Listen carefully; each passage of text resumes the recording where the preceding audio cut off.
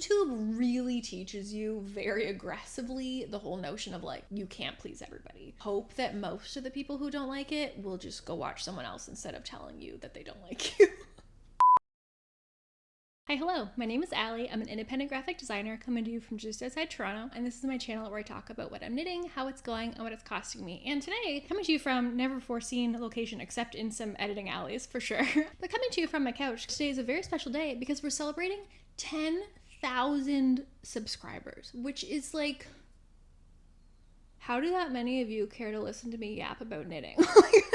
I remember when my channel hit 1,000 people, texting my sister being like, did you know that 1,000 people want to hear me talk about knitting? And she was like, what? So like, if 1,000 was hard to believe, 10,000 is pretty unfathomable. Like, that's a number of people that, like, if you were all standing in the same room, I would be very scared. So grateful that this is our platform and that it doesn't actually require public speaking in that way, because I could simply never. But thank you so much. Like, thank you seems like a very insufficient way to respond to that. Like, I don't really know what to do with that. Thank you for watching. If you have been here from the very beginning, thank you for clicking on this channel that had no subscribers. If you joined more recently, thank you for deciding that it was worth adding yet another knitting podcast probably into your rotation, that you liked hanging out with me while you knit enough to do that. And yeah, thank you for spending like an hour with me every 2 weeks, because there are now so many hours of me talking on the internet. I kind of now am concerned about what AI is going to do with that amount of me that it has to go off of, but we're not going to think about that today. We're thinking about happy things today. We're celebrating. And I thought that a good way to do that might be to do like a Q&A, like answer some things that I don't usually have occasion to get into in a video. So I recently put out an Instagram story soliciting questions, asking what kinds of things you might want to know, and I thought we could just go through those and chat about it. This is obviously, if the couch of it all didn't make it clear, this is very laid back. I'm just doing this as like a bonus video. I'm actually filming this right after filming like a regular episode, so sitting on the couch feels very nice. I'm not sitting on my like backless piano bench that's like a core workout to sit there talking to myself for 2 hours. So we're now doing the laid back couch version of talking to myself for, we'll see how long it gets me to go through these, but I have them on my iPad, which in my head I was like, I'll just read them off my phone while I film. It was only like when I sat down to set up my filming setup that I realized, hun, your camera is your phone. How are you going to do that? So here's my iPad, which feels large and clunky for this purpose, but it will do. Normally if this were a normal video, I would have my notes like on my computer off to the side, and I would just like look at my notes like in between takes and not ever be reading anything directly off a screen. But like, again, we're doing it. We're low key, we're chill. I'm hoping that if you are invested enough to like care about a 10K Q&A, that you're probably cool to do like a more laid back hang today. So hopefully you're here for it. Normally I talk about my tea of the day. Like I said, I just filmed a video, I just drank a tea, I just talked to myself for 2 hours, so what I really need is not more tea, I just need to drink like 4 gallons of water. Also, as for what I'm wearing, as you can see, not a knit, but it is at least knitting related. This is my, I'd be wearing something I knit if it weren't so hot out shirt from my Etsy shop, which is very apropos today. So I feel like I just gotta hit that thank you like a little bit harder one more time. Thank you for being here and for watching and for being one of 10,000, like that's absurd. I started this channel a year and a half ago, basically, like a little over a year and a half ago. I started at the end of January 2024, and I just simply would never have thought that there would be 10,000 people subscribing to this weird little channel where I ramble about knitting. So thank you for watching and giving me like an excuse to do this and giving me the opportunities to like knit with some fancy yarns that maybe like I wouldn't normally have felt like it was worth splurging on, but the channel makes it easier to do things like that. And it's been so helpful getting feedback from people, like when I run into an issue on a project, just the ability to ask a question about your knitting and have so many different people hear that problem and be able to think about it, and just like the odds that someone has something useful to contribute are really high when you're dealing with that many people, right? So I feel like I have gotten so much good advice and avoided so many potential pitfalls by just having access to this community of people who want to talk about knitting and help each other out. And I'm so grateful. I'll just be cheesy for a second, but it's really cool, and I really appreciate it. So let's find out what you want to be nosy about. Okay, what's one thing you want to knit but either are too apprehensive about or will just cost too much? The first thing that comes to mind for me on this is the Miletes dress by Vertknit, I think. It's so beautiful. String Things by Mel knit this, and like, look at it. Like, this is a knit that I would love to own, but I don't think I actually want to knit it. It is just like feet and feet and feet of fingering weight, and I think it's like silk. Like, it's not even the nicest fiber to knit with in terms of how it feels in your hand. Not that I hate silk. I mean, I've knit a silk tank top. I didn't dislike the experience, but it just didn't have the same kind of inherent sort of like comfy, cozy vibe as knitting with wool. And the amount of time that would take, and like, hi, I have a dog soliciting belly scratches over here. I just don't know that I want to commit myself to that particularly. I don't know if it makes it better or worse that I'm a pretty monogamous knitter, because like, I was going to say maybe it would be better if I weren't a monogamous knitter, because I could just start it and I could knit lots of other things when I got bored with it. You know, I wouldn't have to like just be stuck knitting that for months and months at a time. But I kind of have been like, well, if I was knitting it on the side, would I ever finish it? Or would it just take me like years? So this is one where, yeah, I would love to have knit it. I don't know if it's ever going to happen. All right, did YouTube have some unexpected impact in your life?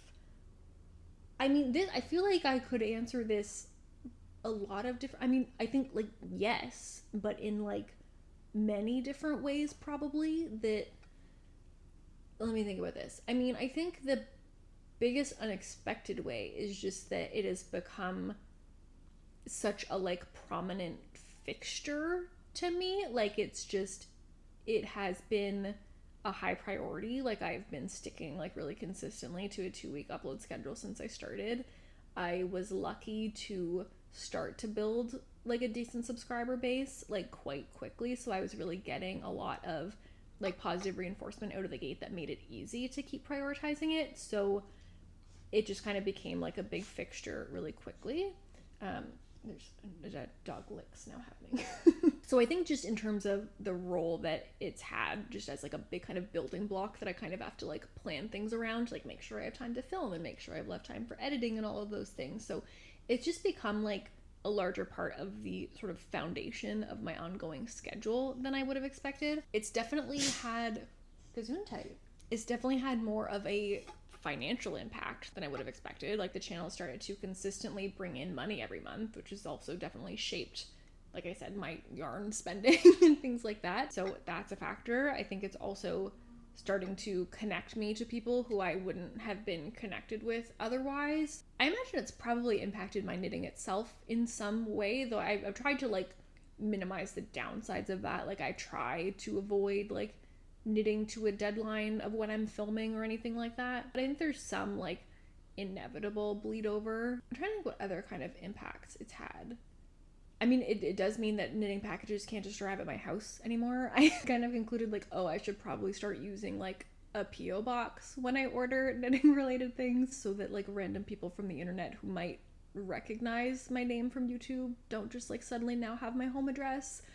So that's like a small, like an inconvenient impact of YouTube on my life. But it's, I mean, by and large, been a very positive impact. Something that I really enjoy doing. It's been fun for me. I wouldn't have kept doing it this long if it weren't fun for me. Hi, Bean. That's not Copper. Bean is here. Anyway, I guess we're just gonna stay like this. So we're just gonna hold hands. No? You don't want to hold hands? Okay. You know what? I think actually the most significant unexpected impact is that my nephew thinks it's super cool. I think it's bought me, like, he's now old enough that, like, I probably, like, am not cool anymore. And I think that this might be the one little dangling thread of coolness that I have left in his books.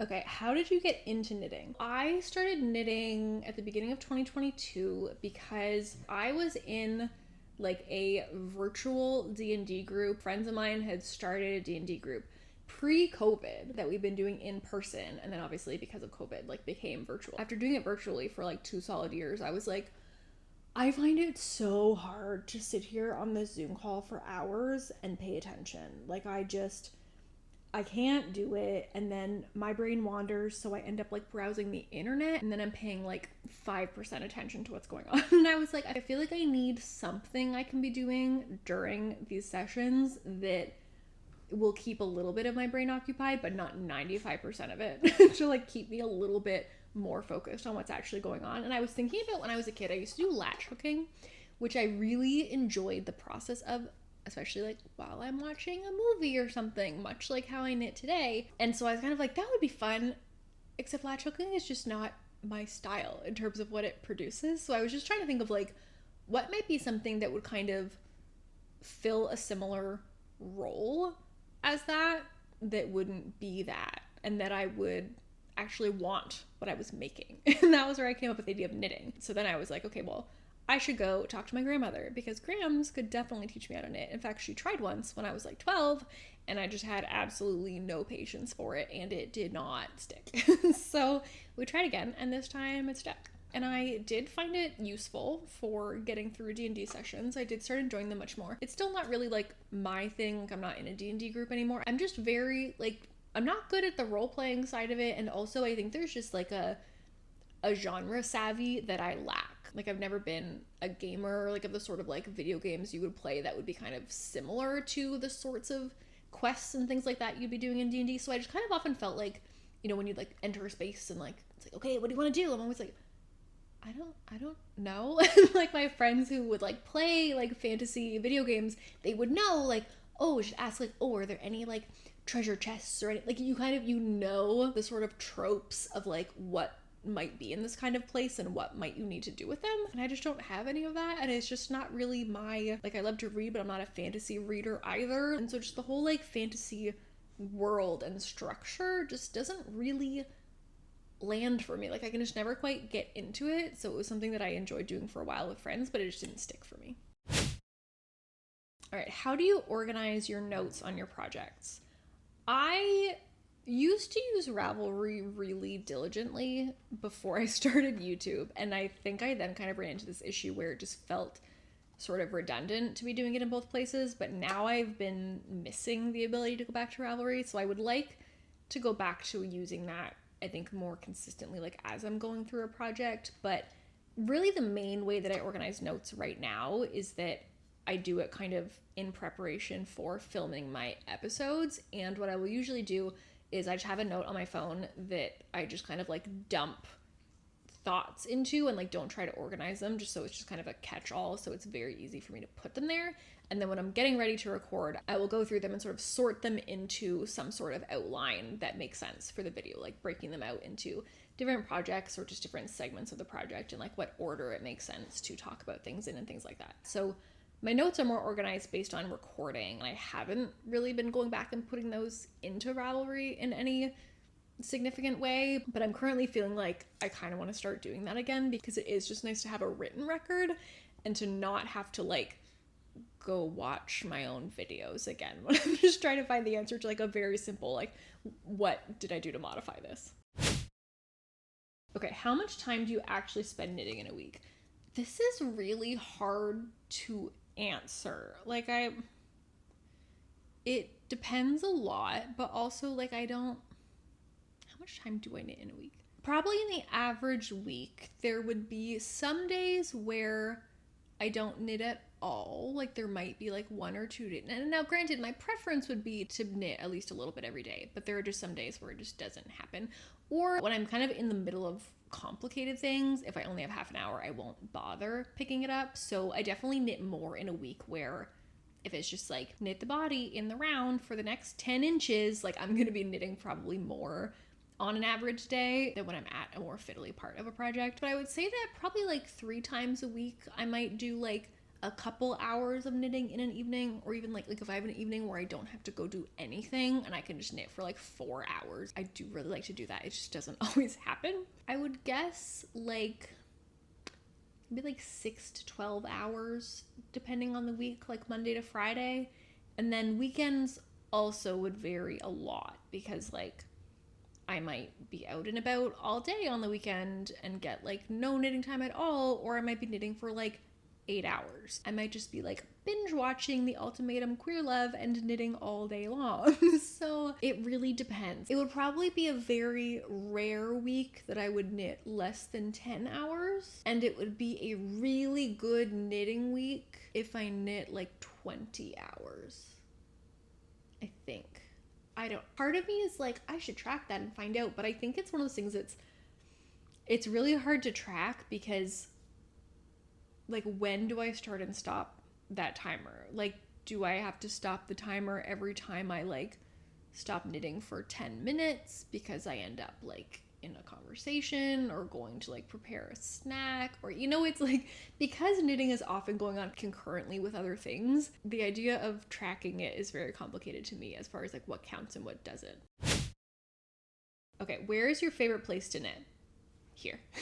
this spot. So right now I'm facing my TV, so if I'm gonna sit and like binge watch something while I knit, this is where I'm gonna do it. This part of the couch, it's like a chaise, so I can sit here with my legs stretched out, and it's double wide, so it's very spacious. Copper can come snuggle me. It's a great time. Speaking of which, not a question, but please show us Copper's best tricks. So that will not work with this camera setup, but I will try to cut some of those in for you. You wanna wave hi? Good. Middle. Where's your feet?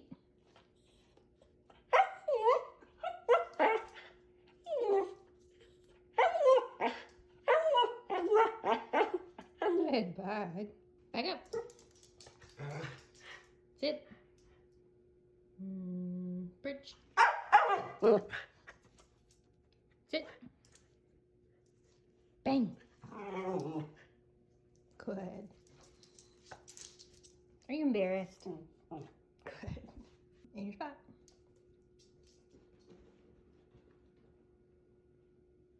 Get the light. Good bag. Good. Put it away. Put it away. Copper, on guard.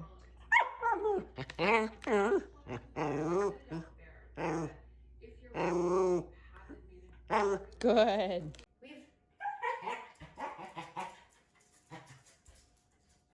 Hey, Copper, weigh in. Good, let's see. Good, Bug. Hey, Bug, where's your snoot?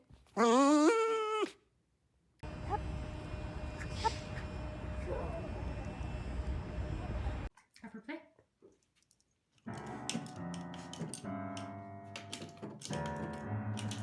Good job. Close it. Close it. Good. Editing alley. So I was going through videos on my phone trying to find ones of Copper's tricks, and I found this one from a few years ago when a friend of mine was needing to put together a little video for school that sort of demonstrates some of the common symptoms of ADHD. So here's Copper in his acting debut. And I also found a video that I took a while ago that's like a time lapse of working on teaching him a new trick to climb into a basket, but it's a couple minutes long, and it's one of those things that's like, I think it's really interesting if you're interested in this, but if you're not, it's deeply boring. So I'm just gonna pop it at the end. So if you wish to watch it, it will be there. What? Wait.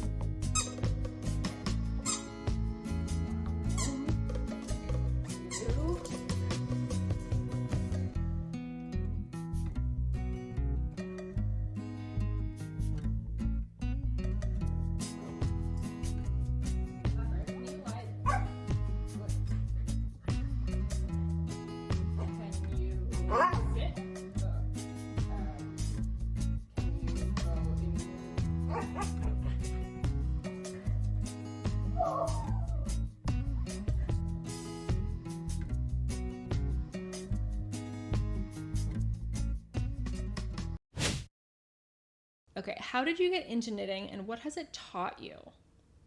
I feel like knitting is an opportunity for me. So this is not to say that it has taught me this successfully and we're all the way there, but it's given me the opportunity to be very conscious of when I'm being a perfectionist and when something is good enough. And I think that it goes both ways on different projects, and it also depends like how much I care about it, because there are definitely times where I go to all kinds of effort to fix what might to some people seem like a very minor issue. But there are also times where I just leave things in my knitting, and I think that there are past versions of me who would have had a really hard time with the leaving it ones. And so I think that's an area that it is in the process of teaching me on an ongoing basis. But that's not to say that I'm never going to spend time fixing something to make it the way I want it to be, because I think that there is value in putting effort into getting the end result you want. I think that for me, the unlearning of perfectionism is just kind of about like finding the point of diminishing returns. When is it enough? Like, when is making it this much better going to take this much more work and that's so not worth it, versus when is it going to take this much work but it's actually going to make it this much better, right? So it's kind of, I think, helping me learn to discern between those things on an ongoing basis. Lessons you've learned being on YouTube, best and worst things about it. Okay, I'm trying to think about things that I didn't mention when I did my, like, things I learned after my first year on YouTube. What have I learned since then? I mean, on the good front, I have learned that so many people are so, like, helpful and just encouraging and, like, eager to help other people out and share their knowledge. Like, I think that, like, the vast majority of the time when people are interacting with my videos, it's in a way that kind of restores a little bit of faith in humanity, you know? Like, when you've just read too much bad news today, it is kind of heartwarming to, like, see people just coming together to chat about their knitting and help each other out, you know? And the eagerness, like, the amount of people who, like, I will run into a problem with my project and someone will write, like, a paragraph, like a hefty paragraph that, like, took time and thought to, like, explain something from their experience that they think might help me solve their problem. Like, just the time and the effort that goes into that and the willingness to do that is just very heartwarming to me. And I mean, on the flip side, one of the worst things about it is the small percentage of comments that are not like that. And I've learned that people will just tell you all sorts of things they don't like about you instead of just not watching your videos. Like, I know that I talk fast. I have talked fast my whole life. If that's not your cup of tea, that's totally fine. I even, like, sometimes if people will comment on it nicely, I will point out, here's how to use this the little gear icon lets you adjust your playback speed. I also always make sure that my captions are entirely accurate, so you can turn those on, and that might help you understand what I'm saying if you find that I talk too quickly. But the reality is, like, I sit here in front of this camera talking to myself for 2 straight hours most of the time. I simply could not do that talking in a way that is different from my natural cadence. Like, it is exhausting as it is to sit there and do that. So just the idea of having to that entire time be modulating the natural way that I speak is just, like, if I had to do that to put out videos, there wouldn't be videos. Like, it would simply be too exhausting, like, both physically and mentally, to be trying to talk in an unnatural way for the whole time. At the end of the day, like, this is how I talk. I also get a lot of people saying that they like the way that I talk. So, like, YouTube really teaches you very aggressively the whole notion of, like, you can't please everybody. You simply can't. You will get criticized and complimented on the exact same things. So, like, all you can do is be whatever you are and hope that most of the people who don't like it will just go watch someone else instead of telling you that they don't like you.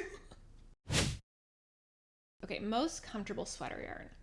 The first thing that comes to mind for me on this one is my Magnolia Bloom is knit out of Sadness Garden Sunday and Issair soft silk mohair, I think. And that sweater is the softest, most divine thing that I have knit, that I own by far. I'm not sure how much of that is the fact that at the time that I knit that, I didn't yet know, I was still fairly new to knitting.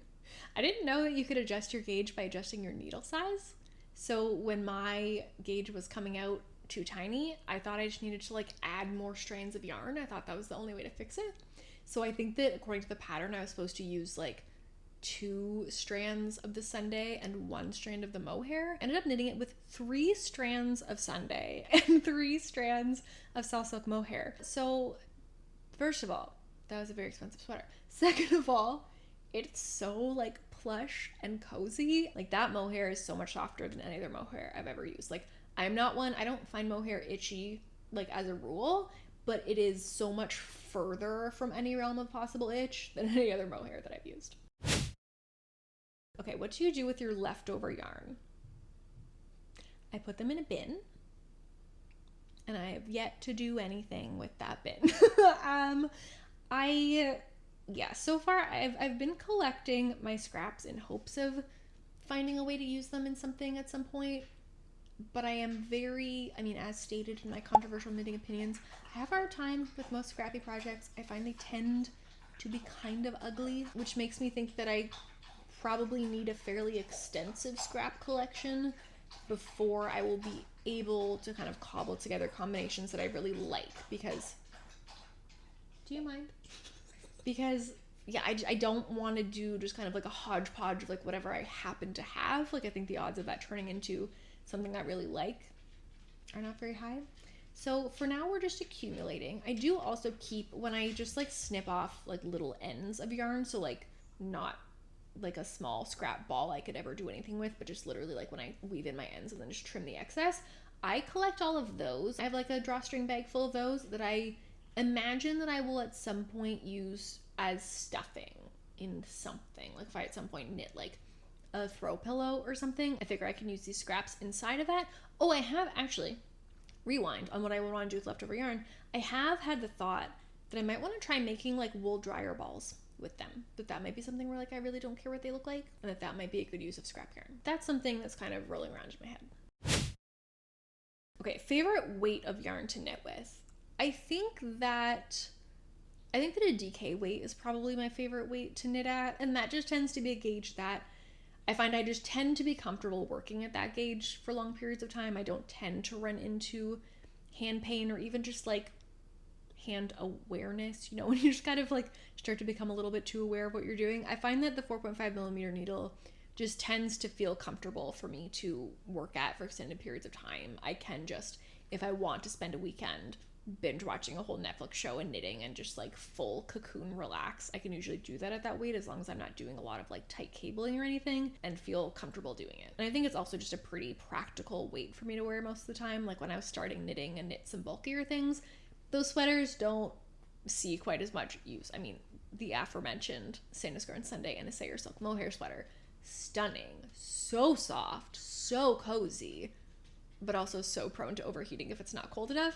So I think DK is just more practical. Also, though, I think it seems to me, maybe this isn't right, but it seems to me that it's kind of the most popular weight for sweater patterns also. So it just kind of gives a lot of options to choose from. I'm curious about your day job. What exactly do you do? Can you share any projects? So yeah, I always say at the start of my videos, I'm an independent graphic designer. So what does that mean? So I'm self-employed. I have some clients who I work with on a regular like retainer ongoing basis. And I have other clients who just come and go for more like one-off projects or more intermittent projects. One of my favorite things to design is any sort of like publication, like documents. And honestly, in the year 2025, most of those are just digital documents and stay digital. Sometimes they're things that end up getting printed, but like if you work for an organization that needs an annual report, I'm your girl. I love doing things like that. Please contact me. I've actually done a couple of projects that came from viewers of the channel. So one that I can't talk about in a lot of detail yet because they haven't launched their website and they asked me to hold off on featuring it on the channel until they had, but I got to do branding for a yarn store, which was so exciting. I love doing branding. Editorial and branding are kind of my two favorite kind of things to work on. So that was Super exciting to get to do one for a yarn store. Big fan. And then I also recently did branding, which I think I can share for a viewer who's starting a new business for dog training and dog walking and other like related services, called Contented Canine. So if you're in the Seattle area and if you're looking for a really like lovely, compassionate, positive dog trainer, and is so sweet, highly recommend you reach out to her. And I got to design this super cute logo for her. Look at that dog, look at him. Aside from publications and branding, another thing that I do a lot of is event signage, like conference signage. Like if you go to a conference and it's like breakout rooms this way, lunch this way, like that sort of thing. I do a lot of that. I also do a lot of just like web graphic stuff, like stuff companies post on social media, things like that. So if you or your workplace needs a graphic designer for anything, feel free to reach out. You can see my work at my work website, AllisonRowan.com. And yeah, that's what I spend most of my day doing. All right, what do you look forward to in the process of making a video? This one for me is easy. I love video editing. This part, the filming part, this is hard. It's really like physically tiring in a way that I would not ever have expected before I started doing it. Like there are, a lot of YouTubers who I've followed for years and years and years. And at some point I've heard them mention like, oh, I'm hoping I can film another video after this one today, but like, I don't know, we're gonna have to see how it goes. And I was always kind of like, why would you not be able to record 2 videos in a day? Like, especially when these are people who like, it's their full-time job. So it's always like, well, if you have like 6 to 8 hours in a work day, like it should be very easy to record more than one YouTube video in that work day. And then come to do it myself and realize like, oh, it is not, it's not just a matter of like, do you have the time to do it? It's like, do you have the energy? Like it is very tiring. And so like I mentioned, I'm recording this after another video. So this is my first time ever recording a double header. Like usually I finish recording a video and I'm like, ugh, okay, the end. But I knew that I wanted to make this video as sort of like a bonus video that I could pop in, and this was just kind of a time that it made sense for me to be able to record it. But so I was like really thinking about how do I make that feel realistic and like a thing that I will still want to do. Like by the time I finish recording the first episode, how do I make that not seem terrible? So this is how we came up with, we're gonna lounge on the couch, we're gonna get cozy, we're gonna do it a little more laid back. We're not going to use the core strength that it takes to sit on that bench for 2 hours. So filming is definitely the hardest part of this for me. Editing is just like, I could just zone out and edit for hours. Like if I had no like intervening responsibilities, like it usually takes me, I think, about 6 hours to edit a video.